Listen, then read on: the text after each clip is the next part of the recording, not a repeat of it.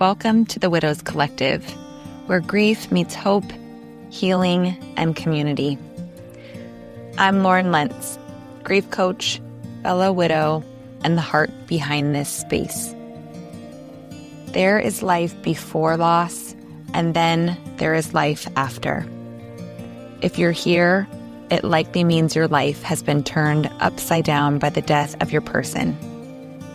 Maybe you've just found yourself in this new world that feels unrecognizable, or maybe you've been walking it for a while, trying to figure out what healing looks like now. I want you to know you are not alone. This podcast is a gathering place for widows living in the after. Together, we'll name the ache, honor the love, and share tools, truths, and stories that help you feel supported along the way. My hope is that every episode gives you a sense of community, comfort, and permission to meet yourself exactly where you are.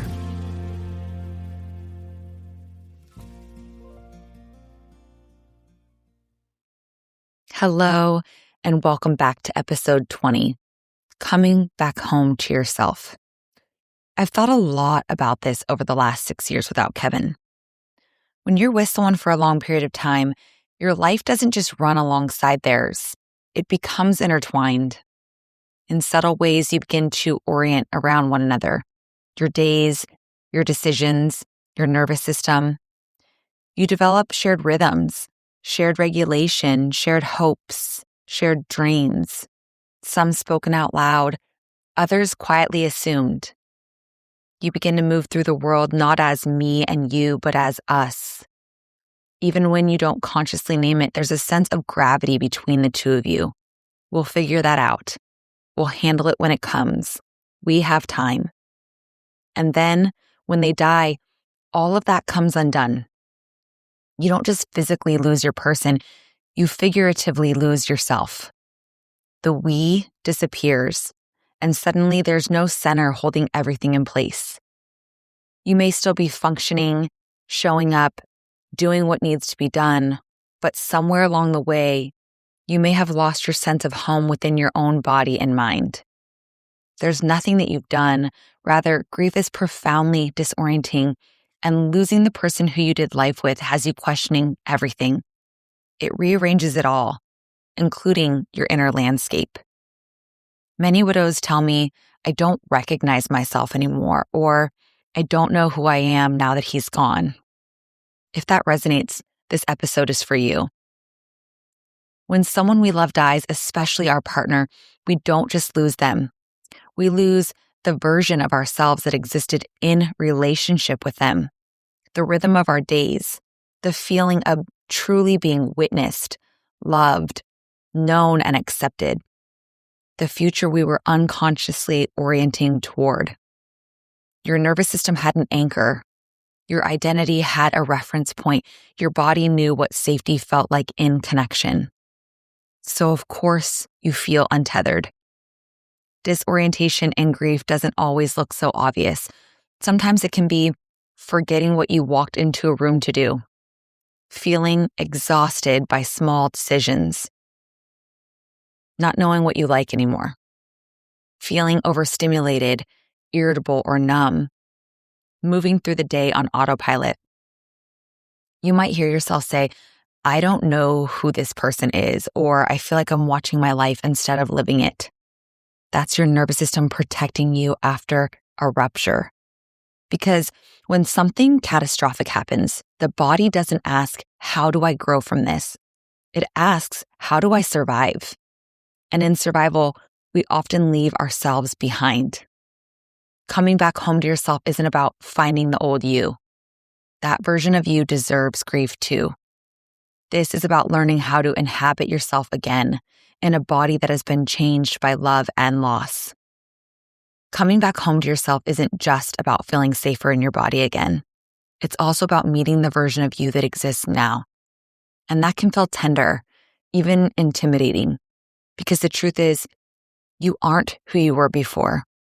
And you aren't yet who you're becoming. You're somewhere in between. Many women that I work with tell me they feel this pressure to figure themselves out again, to know what they want, what they believe, where they're headed. But identity after loss doesn't return all at once. It reveals itself slowly, through lived moments, through trial and error, through noticing what feels true and what no longer does. You may find that things you once cared deeply about no longer matter. Your tolerance for noise, chaos, or surface level connection has changed. Your values feel clearer, but harder to articulate. Your capacity is different. Maybe it has greatly narrowed or widely expanded. It's recalibration, not regression. Coming home is less about asking, who should I be now? And more about gently wondering, who am I noticing myself becoming? And that kind of discovery takes time and intention and space where you don't have to perform certainty.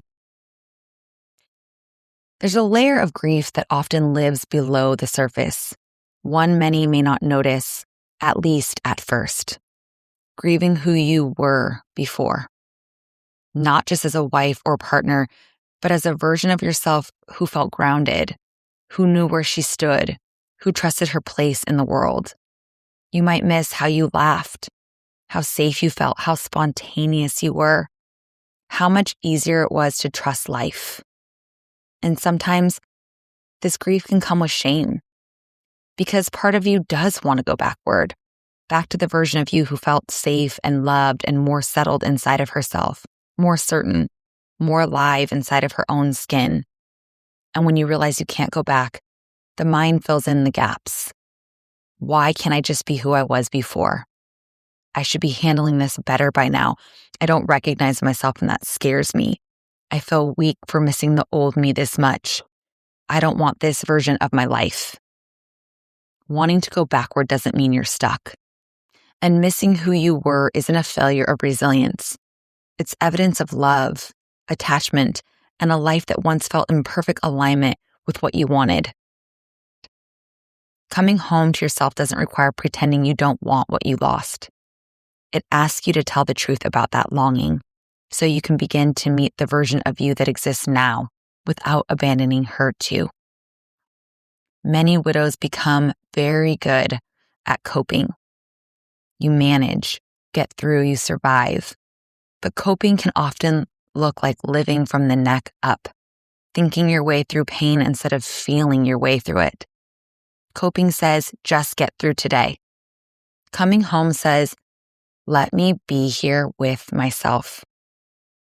Coming home looks like noticing when your body tightens, honoring when you need rest instead of productivity, allowing emotions without rushing them, learning what safety feels like now. When you begin to come home to yourself, you also begin to hear yourself again. Your preferences, your limits, your longings, your quiet no's, and your emerging yeses. Coping keeps you moving. Coming home invites you to listen. And listening is where identity begins to reform. Not as a project, not as a goal, but as a relationship you're rebuilding with yourself. Home isn't a destination, it's a felt sense of safety that takes time to rebuild. We live in a culture that wants grief to resolve, to move forward, to get back to normal. But coming home to yourself doesn't happen on a timeline, and it doesn't happen through force. It happens through repetition, intention, understanding, compassion, and being met where you actually are. Rediscovery doesn't happen through pressure. It happens when there's room to breathe and when your body can start to soften again. Your system needs to feel held before it can begin to explore. This is why the work unfolds slowly, why it asks for patience, why comparison to who you were or to how others seem to be doing can interrupt the process. You're not behind. You're exactly where you need to be. You're integrating. And it's why so many widows feel lonely even when surrounded by people who love them. Because what you need now isn't advice. It's presence. It's being with people who can sit with the unfamiliar version of you without trying to fix her or cheer her up. What often hurts in quieter ways isn't the initial impact of loss. It's realizing the version of you who exists now doesn't fit easily into the world as it is. People around you may want you to be more positive and find silver linings. Talk about something else. Appreciate the time you did get, and reassure them you're okay. And so you shrink parts of yourself. You translate your grief. You say, "I'm fine," when you're not. And that kind of loneliness runs deep, not because people don't love you, but because they don't know how to meet you here. Coming home often requires spaces where your nerve system doesn't have to stay guarded, where you can exhale. Coming home doesn't require big gestures. It often starts very small. You might begin by placing a hand on your chest and noticing your breath. Asking yourself, what do I need right now, without judgment? Letting yourself stop when your body says stop. Slowly rediscovering things that may have once lit you up. Allowing joy and grief to coexist without guilt. Home is built through permission, through listening, through honoring what's real. You don't need to do this perfectly, and you don't need to do it consistently. Even small moments of listening rebuild trust between you and your body. Coming back home to yourself after loss doesn't have to be something you do alone. And this is where I want to share about Reimagine, my 12-week grief support group for widows. It's a space designed to help you come back into relationship with yourself, with support, structure, and other women who truly get it. Not to fix you, not to rush you, but to walk alongside you as you learn how to live inside yourself again. We focus on nervous system support, emotional presence, connection without pressure, and making room for both grief and life. If something in this episode resonated and you're longing for a space where you don't have to explain yourself, I would love to welcome you. You are not meant to recreate yourself. You are meant to discover yourself in a way that honors both who you were and who you're becoming. You're not lost. You're learning a new way to come home. My group Grief Support starts March 16th, and I'll be speaking more to the program during my free workshop on February 25th at 4 p.m. Pacific Standard Time. You can find the link in my show notes or can reach out to me directly at lauren@imsorrywe'refriends.com. Thank you for being here with me today. Take gentle care of yourself, and as always, big hugs and lots of love. You've been listening to the Widows Collective. I'm Lauren Lentz, and it means so much to me that you spent this time here today. If you found comfort or connection in today's episode, I invite you to please subscribe, leave a rating, or share it with someone who might need a little support. You can also follow me on Instagram at imsorrywe'refriends and join my email list at laurenlentz.com to explore my one-to-one grief coaching, group program, retreats, and other tools designed to help widows navigate loss with understanding and guidance.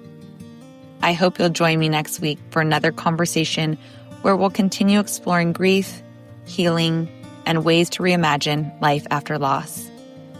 I'm sorry you're here, and I'm so grateful that you are. Thank you for being a part of this community.